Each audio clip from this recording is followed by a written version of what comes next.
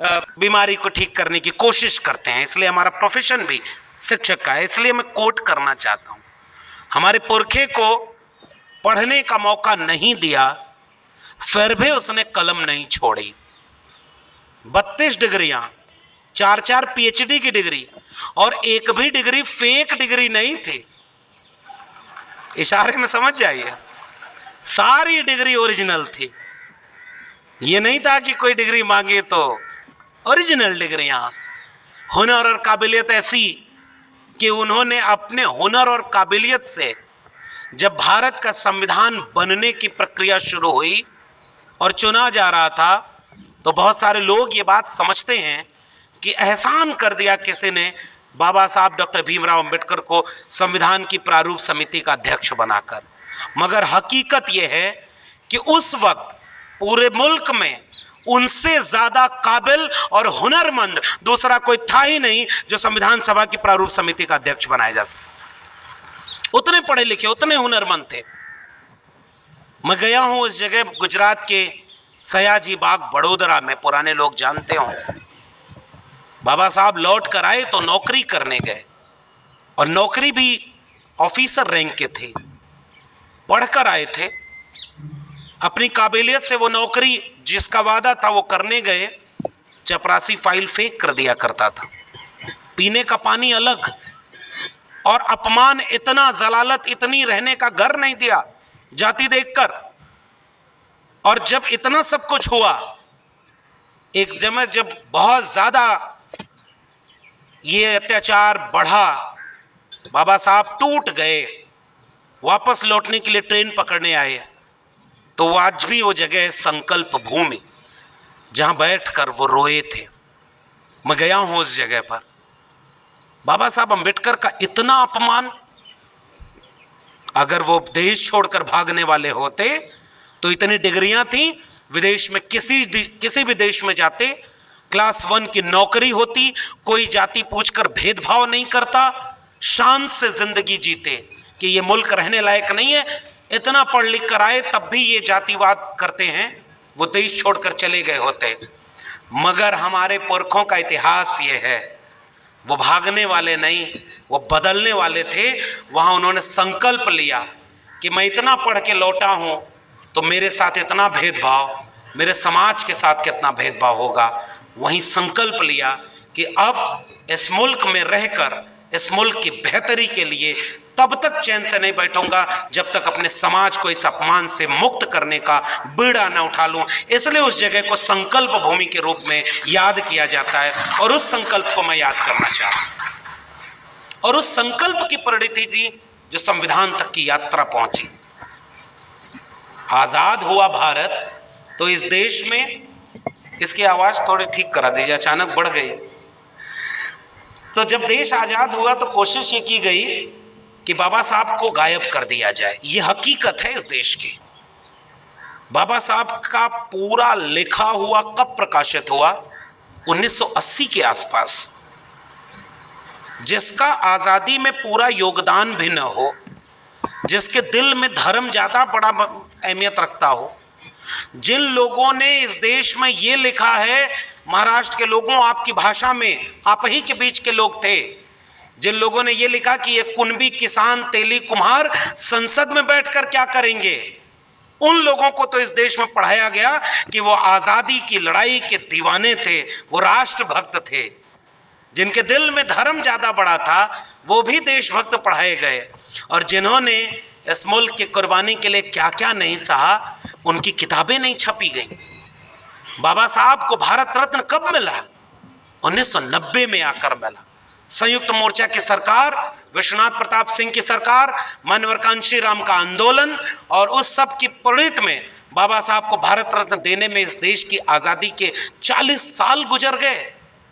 मगर उन्हें पता ही नहीं था। आपके भारत रत्न के मोहताज नहीं थे डॉक्टर अंबेडकर। वो अपने हुनर और अपनी काबिलियत से भारत रत्न ही नहीं, विश्व रत्न बन चुके थे। बस वक्त था लोगों को पहचानने का। तो इस तरह का इतिहास इस देश का है, और हम जानते हैं। हमारे हाथ में कलम और किताब आई तो हमने पढ़ा है अपना इतिहास। क्यों डॉक्टर अंबेडकर का पूरा प्रकाशन 40 साल लग गए प्रकाशित होने में? उनके 14 अप्रैल को राष्ट्रीय अवकाश घोषित कब हुआ? 1990 में। उनको भारत रत्न कब मिला? 1990 में। और लंबे समय तक जब अंबेडकर को मिटा नहीं पाए तो कोशिश में लग गई कि उन्हें केवल दलितों का नेता बता दिया जाए, गोया डॉक्टर अंबेडकर का ओबीसी की मुक्ति में कोई योगदान ना हो। तब हम जैसे लोगों ने पढ़ा और हमारे लोगों ने देश और दुनिया को ये बात समझाई, देश के ओबीसी को ये बात समझाई कि अनुच्छेद 15(4), अनुच्छेद 16(4), अनुच्छेद 340 जिसमें ओबीसी को हक मिला वो बाबा साहब ने जोड़ा। और उससे महत्वपूर्ण बात, जब मंत्रिमंडल से इस्तीफा दिया तो हिंदू कोड बिल के बाद सबसे महत्वपूर्ण वजह यह बताई कि ओबीसी के हित के लिए जो कमीशन गठित करना है वो नहीं बनाया जा रहा है, जिससे ओबीसी का कल्याण नहीं हो रहा है। इससे नाराज होकर डॉक्टर अंबेडकर ने मंत्रिमंडल से इस्तीफा दे दिया। फिर भी इस देश में यह नहीं बताया गया कि ओबीसी के लिए डॉक्टर अंबेडकर ने क्या किया। दलितों के नेता थे, महिलाओं के लिए ग्रेच्युटी, पे grade, child care leave, maternity leave, trade union के लिए काम करने वाले वेतन भत्ता, पे ग्रेड, ग्रेच्युटी की बात करने वाले डॉक्टर अंबेडकर को कोई कॉमरेड डॉक्टर अंबेडकर की तरह नहीं पढ़ाया। 5 अखबार निकालते थे बाबा साहब, और पत्रकारिता में डॉक्टर अंबेडकर पत्रकार के रूप में नहीं पढ़ाए गए। फेमिनिस्ट मूवमेंट में महिलाओं के आंदोलन के रूप में डॉक्टर अंबेडकर नहीं पढ़ाए गए।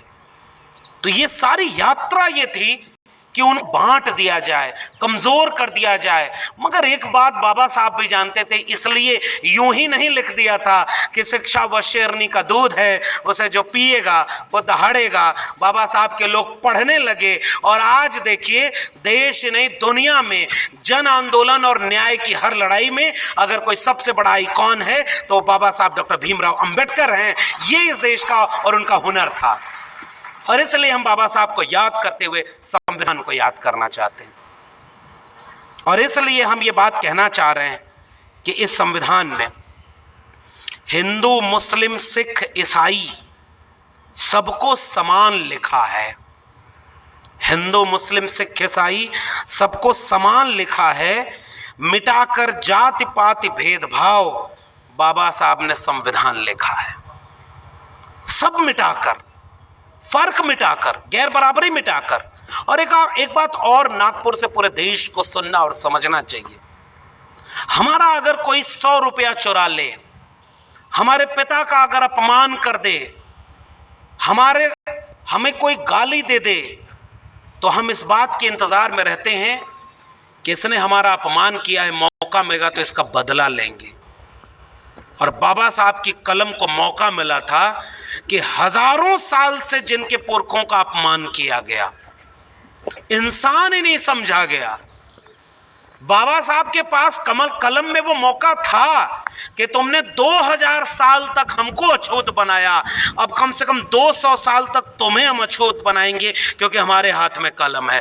मगर बाबा साहब डॉक्टर अंबेडकर, उन्होंने अपने पुरखों के होने वाले अपमान का बदला नहीं लिया। फर्क देखिए उनमें और हम में। उनके पुरखे को मौका मिला तो उन्होंने मनुस्मृति लिखी, और हमारे पुरखे को मौका मिला तो उसने भारत का संविधान लिखा जिसमें सब बराबर हैं, कोई किसी का बदला नहीं ले रहा। और ये बहुत महत्वपूर्ण बात है, इस देश को बतानी चाहिए कि बदला लेने की एक लाइन भी भारत के संविधान में नहीं लिखी है। और ये जो प्रस्तावना है, इस प्रस्तावना में भी केंद्र में है तो न्याय का मूल्य है, समता का मूल्य है। और बाबा साहब इसलिए बाबा साहब बन पाए क्योंकि उन्होंने अपने जीवन में 3 गुरु बनाए थे। पहले गुरु तथागत बुद्ध, दूसरे गुरु महात्मा कबीर, और तीसरे गुरु महात्मा ज्योतिराव गोविंदराव फूले। और मैं आज कभी खड़ा होता हूं आज के वक्त में तो मुझे लगता है कई बार सबको याद करने की बजाय अगर हम अंबेडकर को अपना गुरु बना लें तो हम अपने आप उस पूरी विरासत से जुड़ जाएंगे जिससे डॉक्टर अंबेडकर जुड़े हुए थे। इसलिए हमारा भी कोई राजनीतिक सामाजिक गुरु है तो बाबा साहब डॉक्टर भीमराव अंबेडकर जैसे हैं। तथागत बुद्ध को से मिले नहीं थे डॉक्टर अंबेडकर। महात्मा कबीर 2000 साल पहले तथागत बुद्ध, लगभग 700-800 साल पहले कबीर हुए। मोह को कहां ढूंढे रे बंदे, मैं तो तेरे पास में। ना मैं मंदिर, ना मैं मस्जिद, ना काबे कैलाश में, ना मैं जप में, ना मैं तप में, ना मैं व्रत उपवास में, खोजी हो तो तुरते मिली हो पल भर की तलाश में, कहे कबीर सुनो भाई साधो मैं तो हूं विश्वास में। उस पुरखे को मिले नहीं थे बाबा साहब, लेकिन उन्हें अपना गुरु बनाया था। और इवन महात्मा फूले से भी नहीं मिल पाए बाबा साहब डॉक्टर अंबेडकर। 1891 और उसके पहले तारीख आ गई 1888। लेकिन मुझे याद है कि इन तीनों गुरुओं से बिना मिले उन्हें अपना राजनीतिक और सामाजिक गुरु मानते थे बाबा साहब। हम अपना सामाजिक और राजनीतिक गुरु बाबा साहब को मानते हैं। इसलिए इस बात को हम कहना चाहते हैं।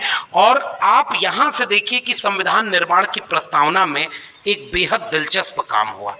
उस दिलचस्प काम को मैं यहां से याद करना चाहता हूं, क्योंकि बहुत सम्मानित मंच है, बहुत वैचारिक मंच है।